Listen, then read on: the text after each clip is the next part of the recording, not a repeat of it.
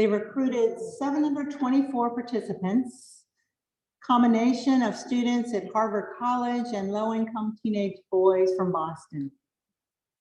All were willing to let the researchers track their lives from childhood troubles to first loves to their final days. Every 5 years, the researchers gathered health records from the participants. They asked detailed questions about their lives at 2-year intervals, and in later years took DNA samples and performed brain scans. 25 of the participants even donated their brains to the study after their death. Now, 85 years later, the Harvard study of adult development has expanded to 3 generations and more than 1,300 descendants of the original subjects. It is, according to the researchers, the longest running in-depth study on human happiness in the whole world. From all their data, one clear finding has emerged. Strong relationships are what makes for a happy life. More than wealth or IQ or social class, it's the strength of our bonds that most determines whether or not we feel fulfilled. The current directors of the study, Robert Waldinger and Mark Schultz, have just published a book, The Good Life. It's about the search for human, meaningful connection. I read about their new book in a New York Times article on the first day of this year. It was called the 7-Day Happiness Challenge. Did anyone else see that? This article on happiness offered a brief quiz to assess what they call social fitness, the quality and strengths of our social ties. They say that relationships require maintenance, just like our physical fitness does. And then they offered ways to stay emotionally and physically and psychologically strong, all by strengthening our personal connections. So for the past few weeks, I keep running into references for this article, for this work at the Harvard Study of Adult Development, and this notion of social fitness. So it just seems fitting that the first word for our new sermon series today, Words of Hope for the World, would be relationship. Did y'all know there's a bad word in the Bible? The word is alone. In the creation story in Genesis, God created everything and called it good, except for one thing. Then the Lord God said, "It is not good that the man should be alone." It's not good for humans to be alone. The Hebrew word for alone here means isolated or separated, like a stick when it's separated from a tree. This isn't talking about being by yourself from time to time. Jesus took time away from his disciples in the crowds to pray. Being by ourselves is not a bad thing. Being alone is something else. To be alone is to have no one who really cares about you. To be alone is to have no one wonder where or how you're doing. To be alone is to have no one who remembers your birthday. To be alone is to be isolated from community, separated like a stick from its tree. Moses, the greatest leader of the Jewish people that God sent to set the exodus from Egypt in motion, knew what it felt to be isolated, like a stick from its tree. In this passage in Numbers, Moses felt alone and he told God all about it. Listen now to these verses in Numbers chapter 11. Moses heard the people weeping throughout their families because of all the hardship they were experiencing in the wilderness. They were at the entrance of their tents, and the Lord became very angry, and Moses was displeased. So Moses said to the Lord, "Why have you treated your servant so badly? Why have I not found favor in your sight, that you lay the burden of all these people on me? Did I conceive these people? Did I give birth to them? That you should say to me, carry them as a wet nurse carries a nursing child. to the land you promised as an oath to their ancestors. Where am I to get meat for all these people? They come weeping to me and say, give us meat to eat in the wilderness. I'm not able to carry all these people alone. They're too heavy for me. If this is the way you're going to treat me, put me to death at once. Do not let me see my misery. So the Lord said to Moses, gather for me 70 of the elders of Israel, whom you know to be elders of the people and officers over them. Bring them to the tent of meeting and have them take their place there with you. I will come down and talk with you there. I will take some of the Spirit that is on you and put it on them. Then they shall bear the burden of the people along with you, so that you will not bear it all by yourself. This is God's word for us, God's people. So the Israelites are journeying through the wilderness to the promised land. And they're getting mad at Moses because they have to eat the same thing day after day. And Moses prays to God and says, I'm not able to carry all these people alone. They're too heavy on me. If this is how you're going to treat me, put me to death at once. A clergy colleague of mine, Dr. Steve Eason, calls this the kill me prayer.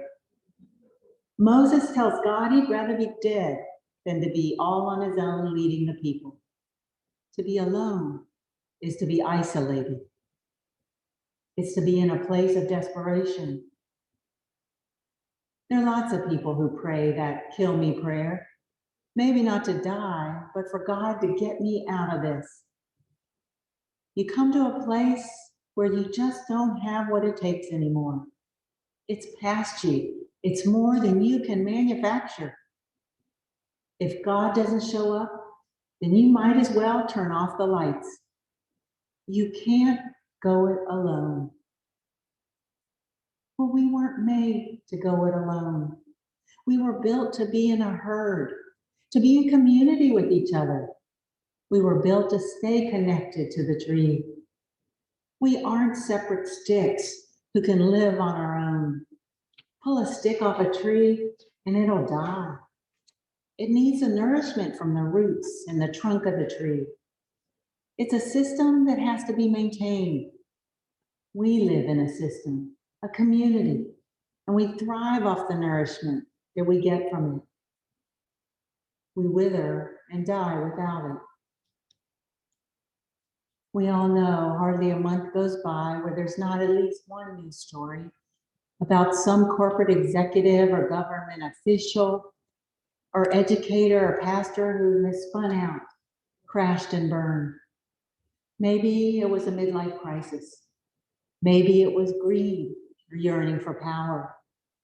Maybe it was from swimming in water over their head and faking it all day long. Whatever it was, they ended up with anxiety and despair and depression, feelings of emptiness and burnout. Sometimes people turn to drugs or alcohol to fill their emptiness, and others cross ethical boundaries in search for some relief. It's no wonder that that term stress management has come into vogue in the last 30 or so years. Moses says, I'm not able to carry all these people alone. Alone isn't good. It doesn't work. I wonder if any of us can fully encounter God unless we come up against our own limitations. As long as we're feeling self-sufficient, what's the point? It's when we can't do it that we begin to learn something about who God really is. But people like us may rarely get to a place like that, where we just can't do it. And that's a blessing and a curse. Sometimes our strength, our can-do-itness, can get in the way of us seeing our need for our dependency on God. Just give us the task and we'll get it done until we can't. And that's where Moses seems to be. So where do we encounter those places of limitation in our lives? What does it take for us to get in touch with the fact that we are creatures, not the creator? I wouldn't wish a crisis on anyone, but don't you think it seems like every crisis that we encounter also provides an opportunity for us to know God in deeper, more meaningful ways? Moses prays for God to kill him off if this is the way it's going to continue to be. But instead of killing Moses, look at what God does. God gives Moses 70 elders to help him lead the people of Israel. God puts Moses back in community, reattaches the stick to the tree, and gets rid of the isolation. The Spirit of God is dispensed and dispersed among the community of leadership. This is the first time in the Bible where God makes a shift from using only individuals in leadership to using a team. Moses gets 70 elders to help him with the people of Israel. Jesus chose 12 disciples to be with him in leadership, and then 70 more. Did he need them? I don't think so. It seems so often they just got in the way and didn't get what he was onto. But he taught them, he empowered them, and he gave them his Spirit so they could become leaders of the church. Even Jesus didn't work in isolation or all by himself. That's a word of hope here for someone who may feel separated or isolated. You weren't made to go through alone, whatever it is you're going through. You need to be in relationship, in community. And there's a word here for the church too. We're here to be a place of hospitality, where relationships and friendships are nurtured and created. A place of welcome and fellowship, love and compassion for each other and for everyone. Parkview Church is like that. It could be said that the health of any church is found in the quality of its relationships, not in how many people there are, but in how few of them have to go through life alone because they have each other.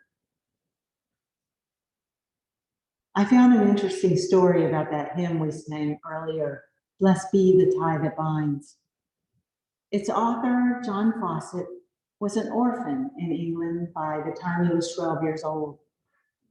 When he was 16, he was converted by the preaching of English evangelist George Whitefield, who founded Methodism with the Wesley brothers, John and Charles. Fawcett began preaching soon after he was converted. In 1765, Fawcett was called to a small, poor Baptist country church in Yorkshire, England. 7 years later, he received a call from the large, influential Carter's Lane Church in London. He accepted the call and preached his farewell sermon. When the day of his departure came, his family's belongings were loaded onto a cart, but the distraught congregation begged him to stay.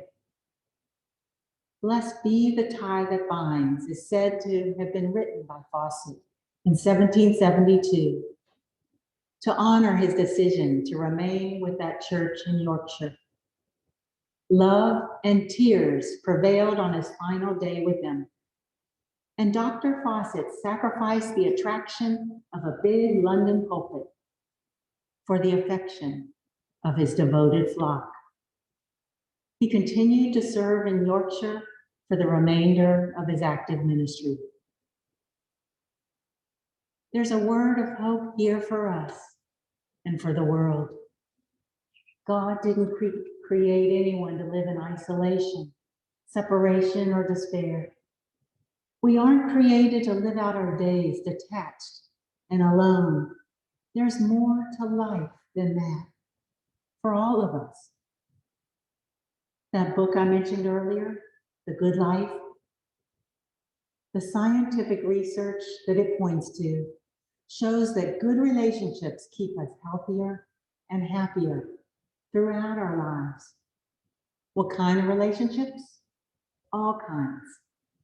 Marriages and long-term partnerships, families, friends, work colleagues, friendships made at church and in the classroom, on the playground, in a book club, on the tennis court or golf course. Good relationships can be made anywhere and at any time in our lives. As the authors Waldinger and Schultz note at the end of that book, it's never too late to be happy. It doesn't matter how old you are, whether you're married or not married, introverted or extroverted, everyone can make positive turns toward happiness in their life. It's never too late. Go to the tent of meeting, the Lord said to Moses. I will put some of my spirit within you and on the elders and put you back into community so that you will not have to bear your burdens alone. Thanks be to God for the gift of relationship with God and with each other. Amen.